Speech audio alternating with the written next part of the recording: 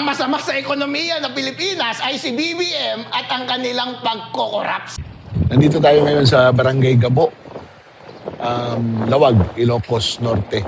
Magandang tanghali mga kabisdak. Wala po tayo ngayon sa studio, medyo nasa malayong lugar tayo. Pero hindi pa rin po tayo matitinag at titigil sa pagsisiwalat ng mga katotohanan at pagbanat sa mga kawatan sa gobyerno. Lalo na itong si Sandro Marcos na budlat ang mata, bobo pa. Ito. Bistado muli si Sandro Marcos sa kanyang flood control ghost projects diyan sa Ilocos Norte. Talagang tama po yung sinabi ni Manong Chavit Singson na pilit po hinahabol ni Sandro Marcos ang proyekto niyang mga multo, pilit binubuhay diyan sa Ilocos.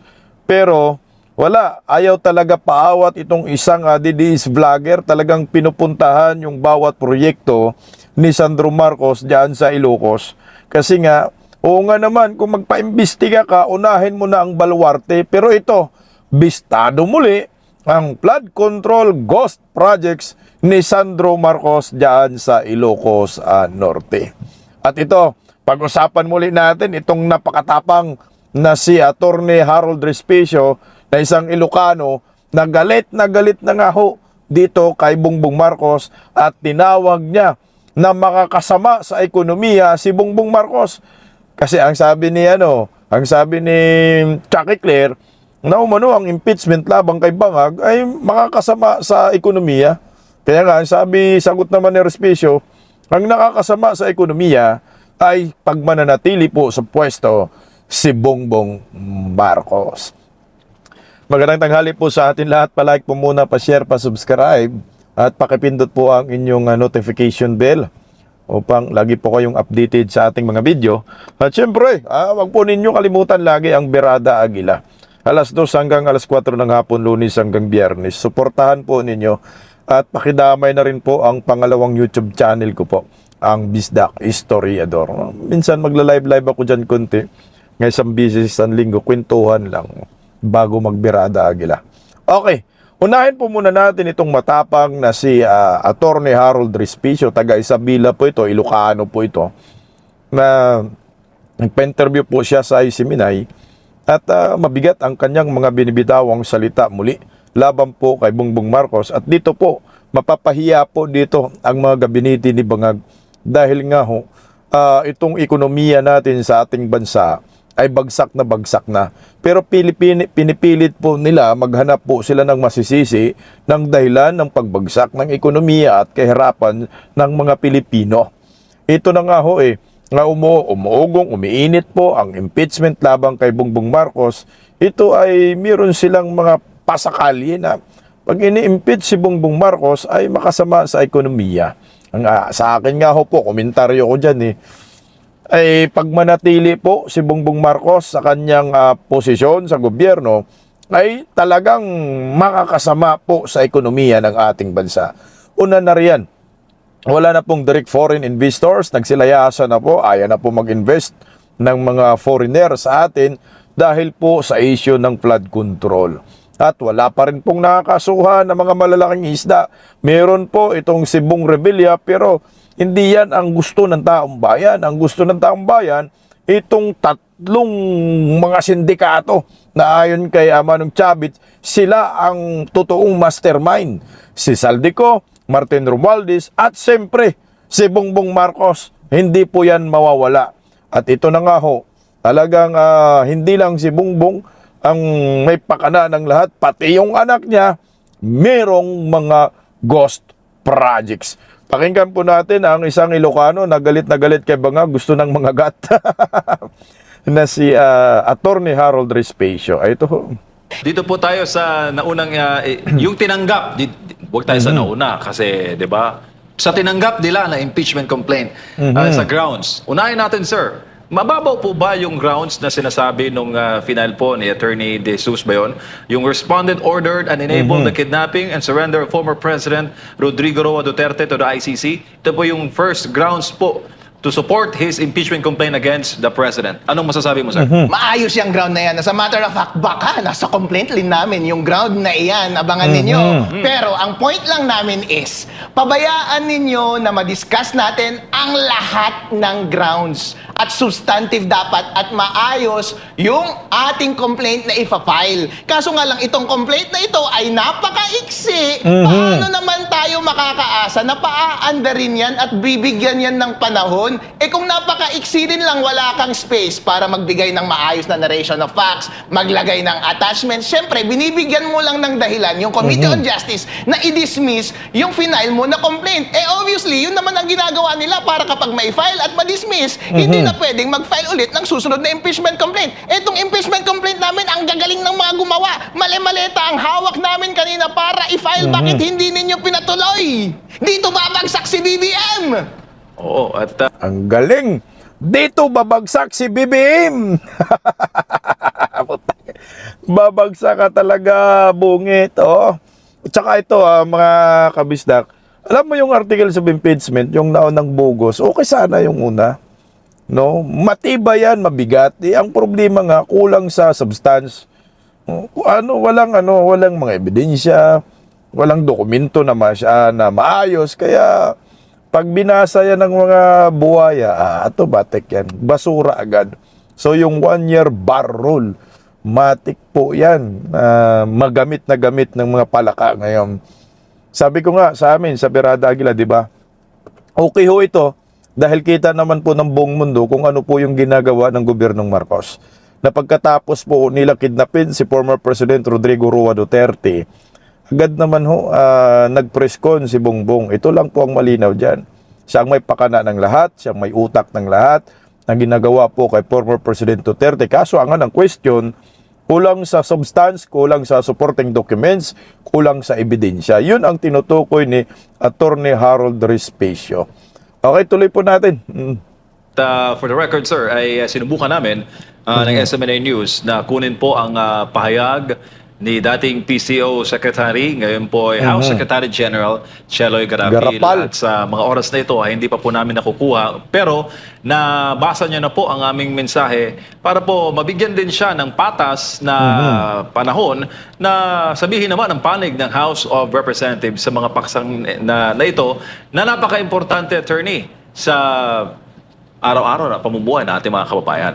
Yun, baka out of the country pa, idol. Kasi sabi nga ni Atty. Topacio kanina, hindi ba't illegal na pumunta sa Taiwan ang mga public officials dahil sa ating One China policy? Isang kalokohan na naman na ginagawa nila ito. It's either illegal na pumunta siya sa Taiwan or hindi totoong pumunta siya sa Taiwan. Hindi natin alam.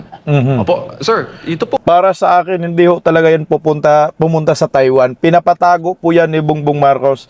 Pinapatago po yan ni Palaka. Mayroong One China policy. So bawal ang government official ng Pilipinas na pumunta sa Taiwan. Anong business niya doon? So siguro sa akin lang mahirap naman po magsabi na talagang wala. Ito ay tsorya lang po natin. Mahirap mag-disclose. Pero ang galawan po kasi nila ay galawan ng mga demonyo, galawan ng mga sindikato. So malamang po, hindi po yan pumunta ng Taiwan. So nagkakamali yata yung sinugo ng markademonyo na sabihin mo nasa Taiwan. Siguro kung Hong Kong pa or something saang lugar, bawal din ba sila pumunta sa Hong Kong? Ban ba ni President Xi Jinping? Dahil galit ang China sa Pilipinas. Talagang ang pwedeng gawin dyan, i-check sa Bureau of Immigration kung may record ba o wala. Kung nakaalis ba itong si Garapal sa bansa sa noong Huwebes. Kasi kung hindi po ito nakaalis, walang record sa Bureau of Immigration, automatic pwede pong kasuhan to si Garapal kasama yung kanyang sugong. Tuloy. Ito pong sinasabi na mag-trigger ng 1-year bar rule sa 2027 bilang pong nasa politika din, attorney.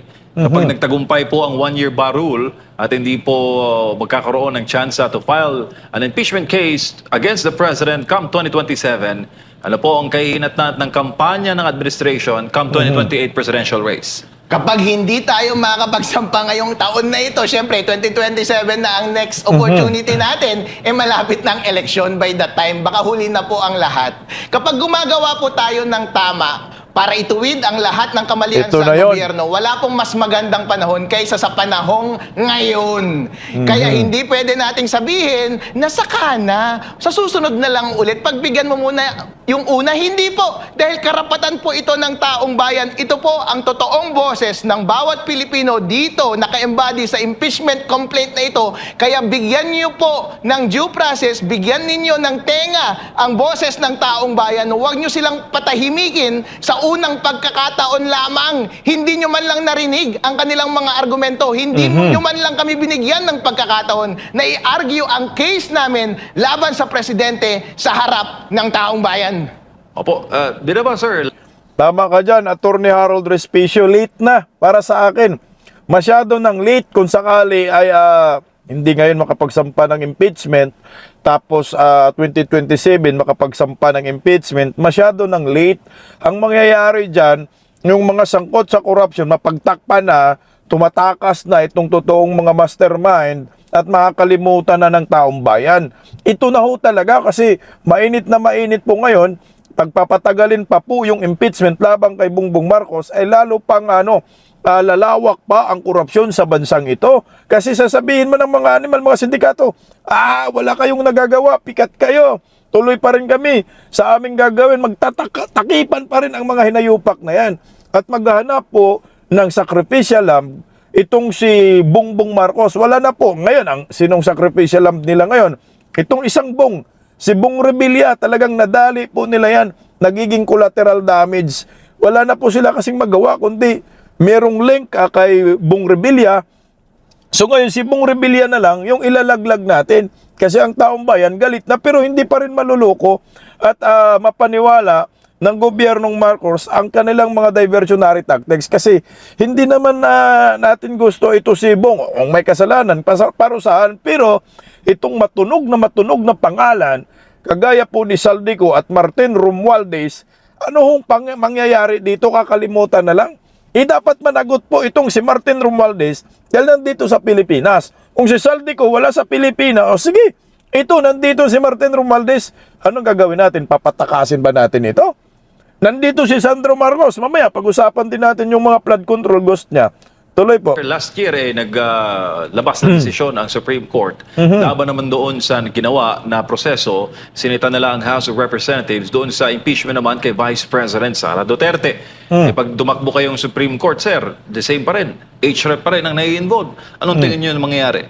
Hindi natin alam kung anong nangyayari sa ating gobyerno ngayon. Ang alam lang natin ay mahilig silang gumawa ng kalokohan. Pero please lang, sa pagkakataong ito, sir, pagbigyan nyo siya na yung impeachment complaint laban kay BBM. Hindi pwedeng sunod-sunod ang mga ginagawa ninyong kalokohan laban sa taong bayan. Ito na po ang tanging boses ng bawat Pilipino, ng buong Pilipinas. Wala nang iba silang pagkakataon na maayos para idulog ang kanilang mga hinaing, kundi sa pamamagitan lamang ng impeachment complaint na ito na maayos. Bigyan niyo po sila ng pagkakataon at huwag niyo silang pigilan sa una pa lamang. Eksakto.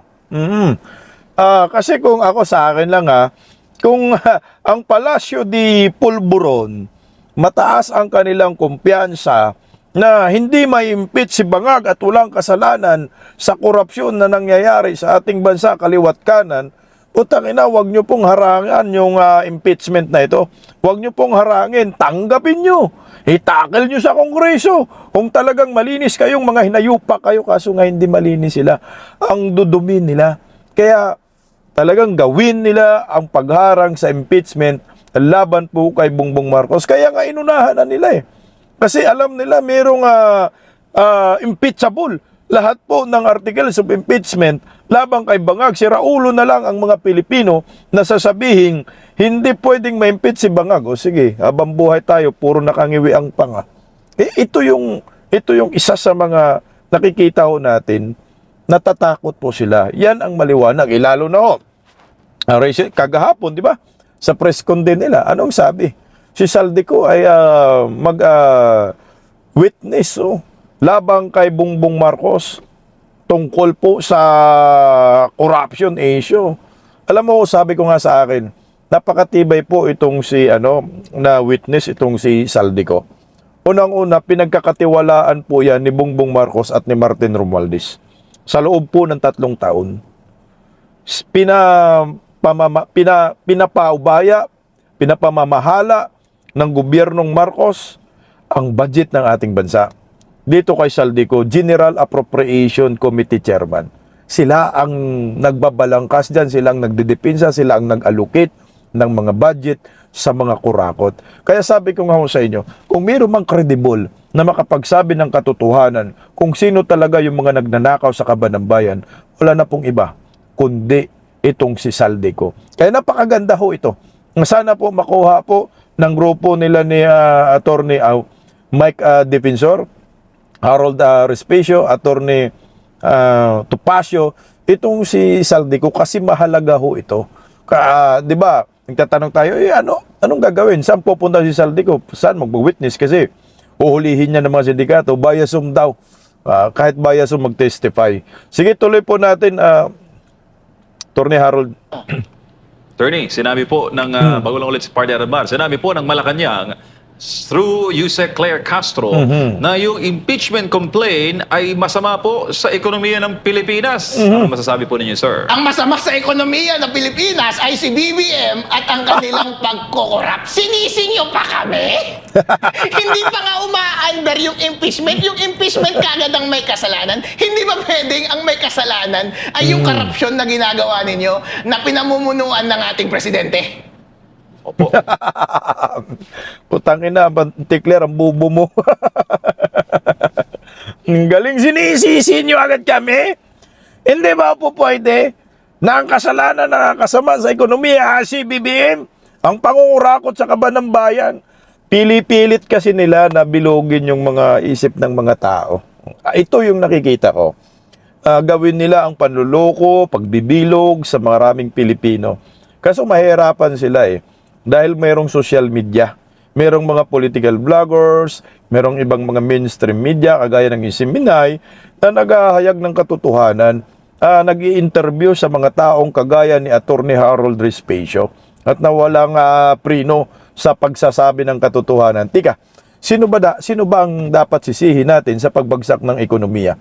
Kanino ba kasalanan ang lahat ng paghina ng piso na kontra dolyar na umaabot na po ng almost 60 pesos hanggang ngayon?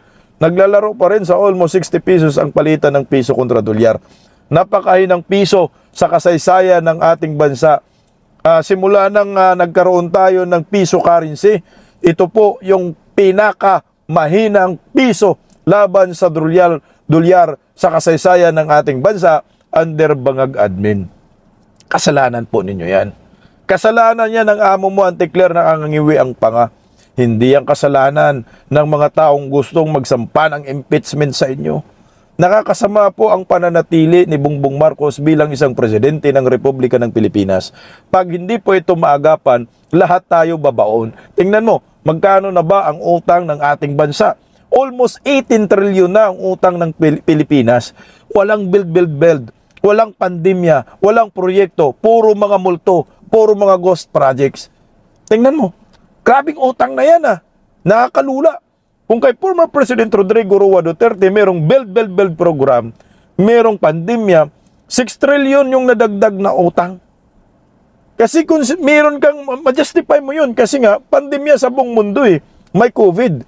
Pero under Marcos Admin, 11 trillion yung utang ng Pilipinas kasama ng mga nakaraan, kasama ng Pinoy kay Tatay Digong. Ngayon si Bongbong Marcos, 3 taon pa lang sa pagkapangulo. Magkano na ang utang ng Pilipinas? 18 trillion. Magkano yung nautang na niya? 7 trillion. Anak ng kamote. 7 trillion sa loob lamang ng 3 taon? O paano pa yan? Pag umabot pa ng 2027, 2028, 2026, no? Ano po ang mangyayari sa atin? At tangina na 2026 na pala ngayon. Kala ko 2025 pa. Nang inumin mo BBM. Ano ang mangyayari sa Pilipinas?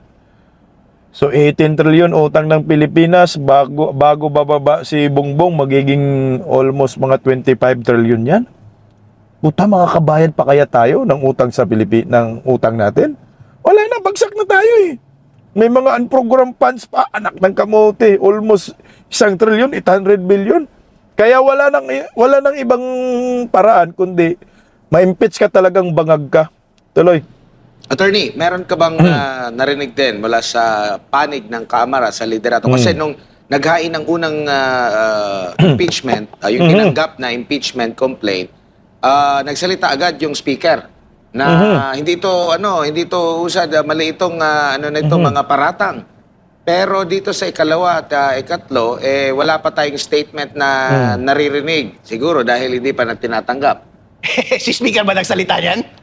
Doon sa yung pinakauna na nabanggit na niya mismo ni Speaker Boji D na naniniwala siyang walang grounds yung mga nabanggit doon sa unang impeachment. Wow, una pa lamang na-reveal na nila yung strategy nila. Una pa lamang, sinasabi na nila na walang kwenta yung una na impeachment complaint. All the more reason na dapat tanggapin ninyo yung pangalawa at pangatlong impeachment complaint na ipa-file. Dahil hindi nyo tinanggap yung pangalawa at pangatlo, obvious na obvious, yung scheme ninyo at modus ninyo na ang tatanggapin ninyo ay yung complaint na kayo na rin mismo ang nagsasabi na hindi siya aandar at madidismiss kagad. E di ngayon pa lang alam na natin ng playbook ninyo, huwag ninyong lokohin ng taong bayan. Tama ka dyan, nahuli dito ni Atty. Harold Respicio. Sa akin lang huli niya kasi nga, bakit mayroon agad statement itong si Boji D na yung impeachment na nauna ay walang kwenta, basura ho ito, no? Kasi nga alam nila yun. Nagawa-gawa lang nila ito. Ito yung script nila na gusto nilang mangyari. Unahan na yung mga lehitimong magsasampa ng impeachment labang kay Bangag para hindi na madali pa si Bangag. At itong nauna, yun ang tatanggapin nila sa Lunes po, mag-convene, at ito malamang ang mapoforward sa Committee on Justice. So, matik na yung one-year bar roll. Putang na, dapat magsampa rin sila ng kaso sa Supreme Court. Tuloy oh. Opo, and kamusta naman yung naging, meron ba kayong sariling pagmamonitor sa 300 mahigit na mga Ito, maganda to. kongresista? Bilang. Ano ba ang sentimiento nila? Kung meron po kayo, kaugnay po dito sa mga nakakausap niyo rin po, attorney. Magtiwala ka sa amin, Admar, dahil marami tayong kakampi sa Congress, sa House of Representatives. Hindi lang muna sila nagpapa-expose ngayon dahil dapat sabay-sabay. Ito nga na dapat yung trigger para lumabas silang lahat. Dahil ang dami nating kausap at lahat sila ay susuporta sa atin. At tandaan natin, ang taong bayan, ang buong Pilipinas ay suportado na mapanagot kung sino man ang ulo at pasimuno ng malawakang korupsyon sa ating bansa. At alam yan ng ating mga congressman at obligasyon nila sa kanilang mga constituents na sundin ang damdamin ng mga taong bumoto sa kanila. Hindi nila pwedeng tanggihan kung ano ang sinisigaw ng taong bayan. Opo, lagi nila... Alam nyo po, okay rin yung sagot ni Atty. Harold Respicio kasi nga, ang impeachment, it's a numbers game. Pag ikaw ay wala kang numero, talagang hindi po mai-impeach yung taong sinampahan mo ng impeachment. Pero ito naman, sabi naman ni Atty. Harold Respicio, magtiwala daw tayo sa kanya. So isa lang ang ibig sabihin yan. Marami rin mga kongresista na susuporta na ma-impeach si Bongbong Marcos. Oo nga, kasi talagang tahimik sa ngayon ang mga ibang kongresista. Ang maiingay lang ngayon yung mga taga Quezon ba yun or La Union ba yun, ang mga kongresista at saka yung Tingog party list. Yan ang mga maiingay, no? Dumidepinsa kay Bongbong Marcos, sila Boji D, Sandro Marcos. Pero pag tiningnan po natin sa pangkalahatan, wala 300 plus po yung kongresista. Sino po yung talagang kakampi ni BBM dyan? Ito ang nakikita ko ha. Pag ito masampa yung impeachment talaga, sa Lunes po ito, sa Kongreso, magkakaroon ng talagang matinding talunan ho ito. Maghati-hati ho talaga ang Kongreso, magkaroon ng division. So magiging tatlo ang faction dyan eh. Marcos, makakaliwa, Dilawan, at sa mga Duterte. Pero ang mga dilawan, hati din sila. So hindi sila sulit lahat na pabor kay Bongbong Marcos. Kagaya si Dilima. Dilima sila ni Jokno, yun Makabayan. Pabor talaga yan kay Bongbong Marcos, mga kaliwang grupo. Pero nagsasampa sila ng impeachment, kunyari lang yun. Dahil nga, pahiya lang ho sila dahil ang panawagan ng taong bayan, kailangan managot ang mga kurakot. Ang sabi ng taong bayan, bakit sinampahan po ninyo ng impeachment si Vice President Inday Sara? Yung 120 million yung pinag-usapan, sabi ng COA, unmodified opinion. Pero ito, si Bongbong Marcos, trilyon ang pinag-usapan, hindi kayo nagsampa ng impeachment. Siguro napilitan lang itong Makabayan Black magsampa ng impeachment labang kay Bongbong Marcos. Kasi nga ito, mauunahan sila ng Duterte allies. So, yun na nga lang, talagang politics madumi. Pero pag sinasabi natin lehitimong mga complainant labang kay Bongbong Marcos para ma-impeach, ito na po yun. Itong grupo nila, Atty. Harold Respicio, Topacio. So talagang mga kalikom po ng pirma sa akin lang nakikita lang ha. Kasi si Vice President Inday Sara, alam naman natin, dinidemoli sa Kongreso, in-impeach nga ho nila sa Kongreso, hindi matinag-tinag, isa lang ang ibig sabihin yan. Malakas si Vice President Inday Sara. Pag ikaw politiko, gusto mong ayaw mong masira ang karera mo sa politiko, ay putya, talagang kakampi ka dito sa malakas. Ganun naman ang mga politiko. Kung sino yung malakas, doon sila pupunta. Hindi ang kumakampi sa mga mahihina. Kakampi lang ang mga yan kung talagang may prinsipyo. Pero kung mahihina talaga, makikita nila na babagsak kami dito at pag doon kami pupunta, hindi ho talaga sila susuporta. So malamang sa malamang, makakuha po ng tamang pirma, tamang bilang, ang impeachment labang kay Bongbong Marcos pag ito natuloy po sa Kongreso. Tuloy po tayo, guys.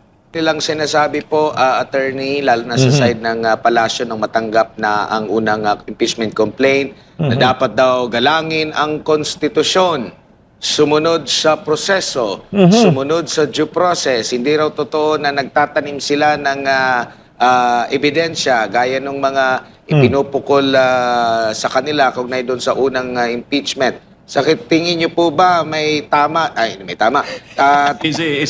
I mean, May tama si yung Bangag. yung nabanggit niya na dapat sundin yung konstitusyon, dumaan sa due process. Nasunod ba yung constitution at due process doon sa paghahain ng dalawang impeachment complaint?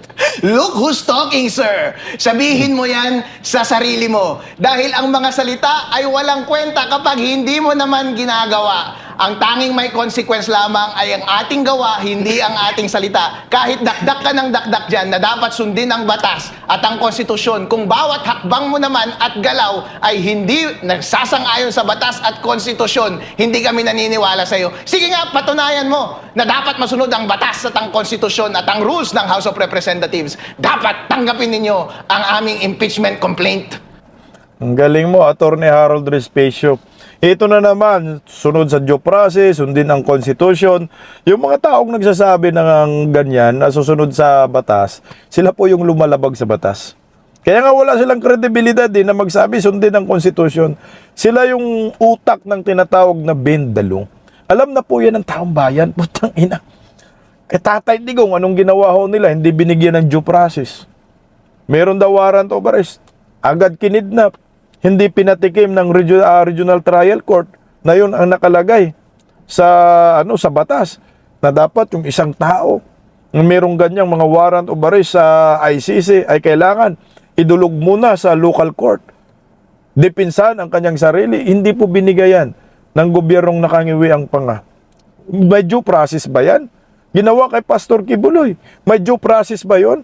Patay na ng kaso, mga almost 5 years ago, binuhay nila para lang gipitin si Pastor Kibuloy. May due process ba yun?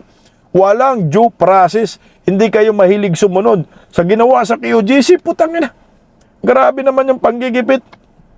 Libo-libong mga kapulisan pinadala talaga doon. Anong due process na due process? So ngayon, impeachment, hindi nyo tinanggap. Walang due process. Kayo yung mga nasa gobyerno, ng lakas ng loob na sumunod sa tamang proseso, pero ang mga tao hindi bulag, hindi bingi. Alam ng taong bayan kung ano ang pinanggagawa ho ninyo. Boyeng Rimulya, paano po nagiging ombudsman yan? May kaso sa ombudsman? May due process ba yan? Anak ng kamote talaga, oh. Bendalo ang ginagawa ho ninyo. Hindi na nga bend the law, sabi ni Atty. Ferdinand Topacio, break the law na talaga. Kayo yung mga lumalabag sa batas. Yung mga restitution sa pagiging state witness, nagpauso din kayo dyan, DOJ. Na galit si Marcolita dyan. Tapos pinapalabas pa ng mainstream media, protector daw si Marcolita ng mga diskaya. Hindi gusto lang sumunod si Marcolita kung ano po yung nakauyon sa batas. Ito yung mahirap sa mga hinayupak Pag sila sinasampahan ng mga kaso, sasabihin, sumunod tayo sa due process. Pero pag sila manggigipit, walang pumapalag na walang due process. Pag sinasabihan mo pa naman na, panggigipit yan. Pagkitil sa freedom of expression na freedom of speech. Butangay na, sedition agad. Fake news ka kaagad. Tuloy natin, Atty. Respecio. Opo, sa unang bahagi po ng linggong ito, attorney, ay nakausap nga po namin si Vice Chair ng House Committee on Justice, isa pong abogado, panyero po ninyo, si Congressman Attorney Jonathan Keith Flores. Natanong po namin kung paano po matitiyak ng House of Representatives ang patas na pagtalakay, gayong ang mayorya ng mga kongresista ay kaalyado po ng presidente ng Pilipinas. Sabi po niya, and I quote, importante to note also na lahat naman ng congressman ay political person. So, dependent din sila kung ano ang public sentiment on that day. So kung kung ang publiko ay nakita nila yung impeachment complaint at pabor sila or against sila, then most likely the decisions of Congress will also be swayed not just by the evidence presented but also by public opinion, end of quote. Ano masasabi mo doon, sir? Exactly. Pabayaan ninyong makita ng mga congressman ang substance ng aming mga argument. Pabayaan nyo kami na ipresenta ang aming mga argument sa taong bayan. Dahil sabi na rin niya, kapag humusga ang taong bayan na totoong may kasalanan nga si BBM at dapat siyang ma-impeach, walang ibang magagawa ang mga congressman kundi sundin ang damdamin ng taong bayan. Pero mga boss, bakit hindi nyo pinabayaang marinig ng taong bayan ang laman ng aming impeachment complaint? Attorney, ano po ang sa inyo pong bayan, no, sa Isabela, kamusta po ang assessment nila? Ano po natatanggap din yung feedback kaugnay po sa issue ng korupsyon, sa flood control? Meron pa silang mga pinapaabot sa inyo ng mga katanungan, attorney? Saan tayo hantong sa issue na ito, sa korupsyon? Masasabi ko sa inyo, yung korupsyon dyan sa flood control ay national yan, kasama na ang aming bayan. Meron kaming mga inquiry sa aming council, katulad ng mga ginagawa nilang hearing sa Senate at dun sa House of Representatives. 5 sa bayan lang namin na maliit, Ghost 5 projects. flood control project ang bumagsak. At inamin yan mismo ng DPWH. At ganoon din sa Ilocos Norte, kasama namin si Governor Chavit kanina, ang dami niyang ipinakita na palpak na ghost project, hindi na kompleto or within 1 year, sira kaagad yung kanilang mga ginawang flood control o DPWH projects doon sa Ilocos. Yan pong problema na yan ay pangbuong Pilipinas. Kaya nga po, maganda po na may i-reveal natin ang aming mga allegation, ang aming mga ebidensya dahil panahon na para makita ng taong bayan ang detalyadong pagnanakaw nila ng pera at salapi ng bansang Pilipinas. Meron na Tama ka dyan, Atty. Harold Respecio. Mamaya, ilalabas natin yung kuha naman ng DDS vlogger na ito. Matapang itong si Susdoki. Talagang inikot niya lahat ng proyekto ni Sandro Marcos sa Ilocos Norte. Alam nyo kasi, nung pumunta ko sa Ilocos, putang na guys, marami talagang mga ganun, mga flood control na nakatiwangwang sa akin. Hindi lang natin nakukunan ng video kasi dumadaan lang. Pero yung tulay, pag dumaan ka sa tulay, makikita mo may flood control doon, puro mga bungal Wala, hindi natatapos Yan ang totoo. Sa Ilocos Norte, daming mga ghost projects. Mamaya, ipi-play natin yung video. Tuloy mo na tayo konti. naman daw po silang ginagawa. Meron na daw po silang napakulong ng mga opisyales ng DPWH attorney. Hindi tayo papayag dyan na hindi mapanagot ang mastermind. Sino bang makakapagtanggi na ang mastermind dito sa korupsyon na ito ay si President Bongbong Marcos? Correct. Sinabi na rin yan mismo ng kanyang mga dating kakampi. May detalyadong mga kwento. May delivery ng package, mali-maletang salapi sa kanila. May tatanggi ba natin yan kung sa normal nga napatayan tapos yung gunman umamin mismo na merong mastermind. Hindi mo ba paniniwalaan yung sinabi ng gunman? Siyempre, paniniwalaan mo. Lalo na't may circumstantial evidence na yung sistema nila ng unprogrammed appropriations at iba pang pagkuha ng budget sa iba't ibang ahensya ng gobyerno para magamit lamang sa kickback ay detailed at documented at testified upon sa lahat ng mga hearings at interview sa media. Kompleto po ang ating ebidensya, hindi nila maitatanggi iyan. Bilang panghuli na lang. Gusto ko yung sinabi ni Harold Respicio na kapag yung ganyang gunman kumanta, ibig sabihin, naniniwala ka dyan kasi siya mismo yung gumawa. Ang tinutukoy niya dito, parang si Saldico. Si Saldico po yung gumawa lahat ng mga scheme, nagdidistribute ng pera, siya may alam, kumanta, bakit ayaw mo paniwalaan? At ang paniwalaan mo yung kinanta, si Saldico nga lahat ng may gawa ng mga alukabuls, siya lang namimigay. Kasabwat itong si Cabral. So paano yun? Hindi natin paniwalaan. Tuloy po. Lang siguro, attorney, ano na lang po yung mensahe ninyo sa ating mga kababayang nagmamasid, hindi lang po sa inyong lugar, kundi sa buong Pilipinas, maging sa abroad, attorney? Mga kababayan, huwag po kayong tumigil sa pagmamasid lamang.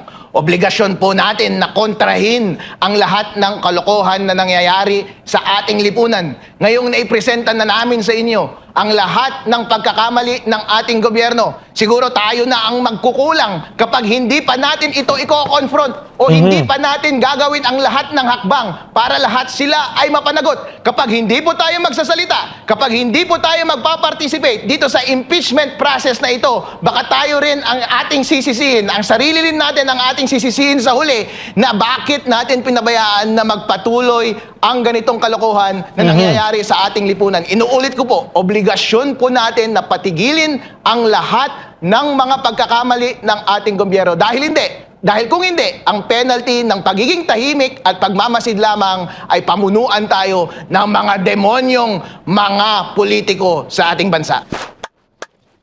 Tama dyan, Attorney Harold Respicio, kailangan lumaban tayo kasi yung mga namumuno sa atin ay mga demonyong politiko. Kagaya ngayon ni Sandro Marcos, pinuntahan po ng isang DDS vlogger, potsang ina, yung flood control ghost projects ni Sandro, pinilit po nilang buhayin pero wala na, bistado na po. At saka may mga video na, lalo na pinuntahan po ng isang DDS vlogger. Tingnan nyo po yung flood control ni Marcos dyan. Nandito tayo ngayon sa Barangay Gabo, Lawag, Ilocos Norte, Ayan na. kung saan ginagawa yung sa flood control mitigation project na dapat tapos na noong September 2025. Ngayon, Kasama nangyari. ito sa budget ng GAA 2025. Pero ngayon pa lang, ginagawa itong proyekto na to. Putangin na mo, Sandro. So, Hinabot. malapit lang din ito Sa sa DPWH. DPWH Regional Office. Anak ng Ang kamote. oh. nakakapagtaka, yung amount nito na 47 million, kahalintulad ng amount ng proyekto doon sa Cavite, Barangay Cavite. Oo, kambal proyekto. Kung saan 47 million din ang flood mitigation Wala rin and, nagawa. flood control construction doon sa nasabing barangay. So ano ibig sabihin nito? Pare-pareho ang amount, inirelease pare-pareho noong March Kambal. 2025 at pare-pareho dapat matapos ng September 2025. Walang Ano nangyari? natapos. Ito pa. Puro pa Putang river, ina. puro pa construction at sa tingin ko, nauna yung hatag kaysa sa paglatag. So paano? Hindi na natin patatagalin. Kayo na ang bahala Sayang ang bayot. na mag-isip. Ilocos Norte ito. Putang ina. Bayan ng Pangulo. Ah. Distrito ng kanyang anak, si Sandro Marcos. Pero nakita nyo kung paano nila gawin ang kanilang mga kontrata. Sayang Paano? ang bayot. Sayang ang bayot! Anak ng kamote ha, 47 million yon. So 80, so magkano ba? 90, 47 million, 40, 80. So 7, tayo na, 94, no? 94, tama ba? Tama, 94 million. 94 million ghost projects, hinahabol ngayon kasi pupunta ng ICI, kaso nga lang, putangin ng ICI, hindi naman po tiningnan. At yung proyekto na yun, katabi pa yung opisina ng DPWH, anak ng kamote talaga, Sandro. Yan ang harap-harapan pangloloko sa kaban ng bayan. Harap-harapan ginagago tayo, pinapaniwala tayo, no? Na wala daw ghost project si Sandro Marcos. Kawawang nila lang. Kawawa kabudlat ang mata. Dahil merong mga matatapang mga didis vlogger kagaya ni Jesus. Jesus Duque, kapangalan ni Jesus Crispin Rimulya. Dali ka dito, Sandro Marcos. Paano nyo po ireribat yan? Ikitang-kita, sariwang-sariwa pa yung construction. No, yung semento, sariwang-sariwa na itong proyektong ito, pinunduhan po yan ng 2025 GAA na dapat matapos na. Eh anong petsa na? 2026 na ngayon. Ngayon, nagre-repair pa lang kayo ngayon pa lang kayong gumawa. Putang ina, ito maliwanag ito na ghost projects ni Sandro Marcos na pinipit na pinilit nila binubuhay ang patay na multo. Wala na multo na yan, ghost projects na yan. Putang ina, dalawa pa kambal. Hindi na yan kayang tabunan pa. Ito yung maliwanag na panluluko sa mga Pilipino. Itong mag-amang ito, parihong utak magnanakaw. Itong mag-amang ito, parihong nakakasama sa ekonomiya ng ating bansa, parihong manluloko, mambubudol sa kapwa Pilipino. Sinong niluloko nila dyan? Ay putang ina, yung mga kapwang Ilocano nila, yung mga constituent nila, dyan sa kanilang distrito, sa lugar nila, sa Ilocos Norte. Ginagago ninyo mga tao dyan. Maayos na sana, mapakinamagan. Paano mapakinabangan? Eh putang ina, kagagawa lang, bungal-bungal pa. Ito ay maliwanag na ghost projects, pilit binubuhay, pero ang tanong, mapagtakpan ba ito? Mapaniwala ba ang taong bayan? Ito yung sinasabi ni Manong Chavit Singson na nag-overtime ang mga gago sa paggawa ho ng flood control para mapagtakpan ang ghost projects ni Sandro Marcos na ang karamihan daw, kontraktor dyan sa proyektong iyan ay yung pamilyang Diskaya. Yan ang mahirap dyan. Pinagtatakpan nila yung totoong kasalanan nila at pinipilit, pinapaniwala ang taong bayan. Alam mo, Sandro, Bongbong Marcos, ang kawawa dyan, mga taga-Ilocos, mga kapwa Ilocano ninyong ginagago ninyo.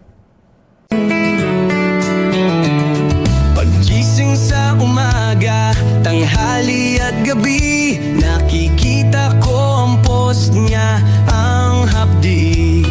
Paano nga ba to? Di ako makatanggi. Watch ko na lang at isipin ng mabuti. Bisdak Pilipinas.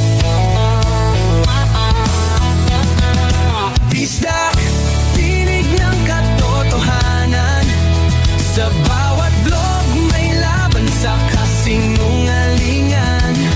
Mulat ang mata, gising ang masa.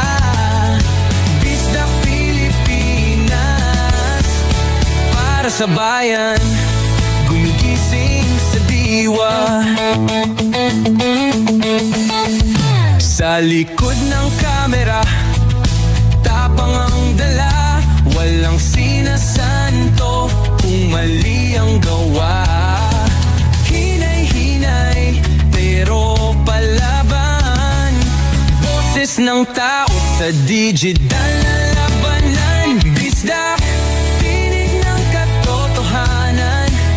Sa bawat vlog may laban sa kasinungalingan. Mulat ang mata, gising ang masa. Bisdak Pilipinas, para sa bayan, gumigising sa diwa.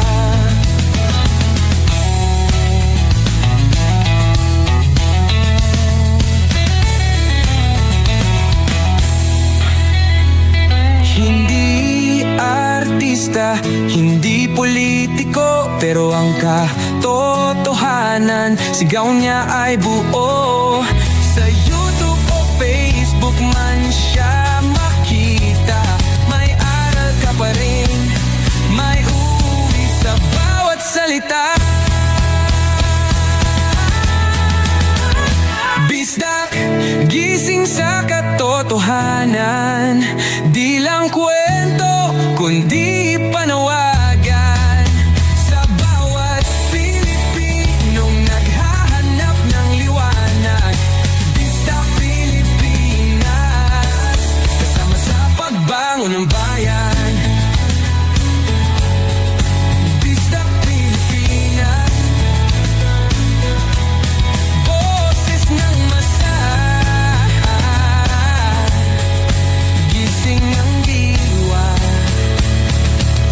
vlog mo may pag-asa.